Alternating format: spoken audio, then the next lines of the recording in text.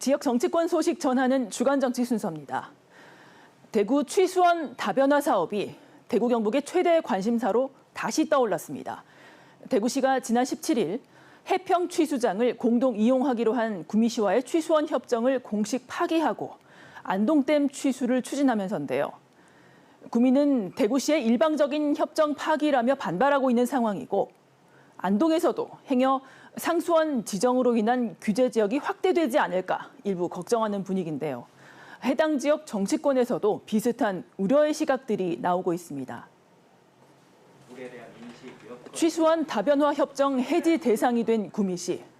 시장과 시의회뿐 아니라 재계까지 대구시의 일방적 파기라며 반발하고 있는데요.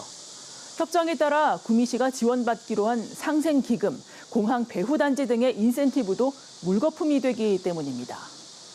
구작은 구미시갑 의원은 대구 시민만 맑은 물을 먹을 것이냐, 구미도 김천공단 폐수로 고통받고 있다며 취수원을 구미보 상류로 더 올려야 한다는 김장호 구미시장과 같은 입장을 보였습니다.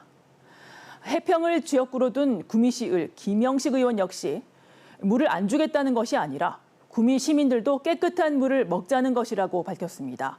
그러면서 구미와 대구는 물 문제 외에 산업적으로 연계돼 있는 만큼 갈등 유발이 아닌 상생하는 방안을 찾아야 한다고 덧붙였습니다. 대구 취수원 다변화에 대안이 된 안동시는 시장이 구체적인 지원 금액까지 요구하며 안동댐 취수 논의를 본격화하고 있는데요. 안동을 지역구로 둔 국민의힘 김형동 의원은 물을 땅처럼 사고 팔 수 있었다면 왜 이전에 하지 않았겠냐며 반문했습니다. 그러면서 안동 역시 두 개의 댐 때문에 희생만 해왔다며 상수원 보호구역 지정 등 규제 강화를 우려했는데요.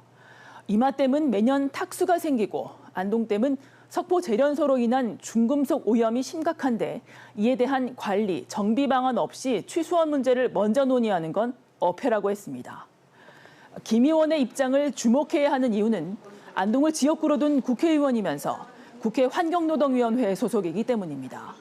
환노위는 안동댐 물을 대구시에 보내도 댐 수자원 관리에 문제가 없을지를 최종 판단하는 환경부를 심사하는 상임위입니다.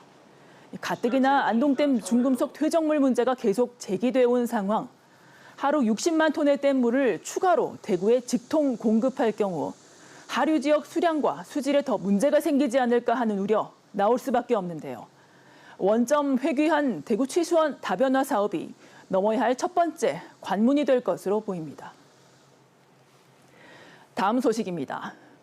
더불어민주당 전당대회가 닷새 남았지만 누적 득표율상 이재명 후보가 당대표로 확실시되고 있는데요.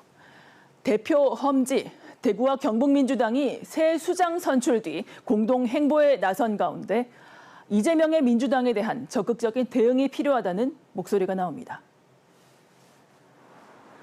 더불어민주당 대구시당과 경북도당은 25개 지역위원장 명의로 오늘 당 대표와 최고위원 후보들에게 협조 요청서를 보냈습니다.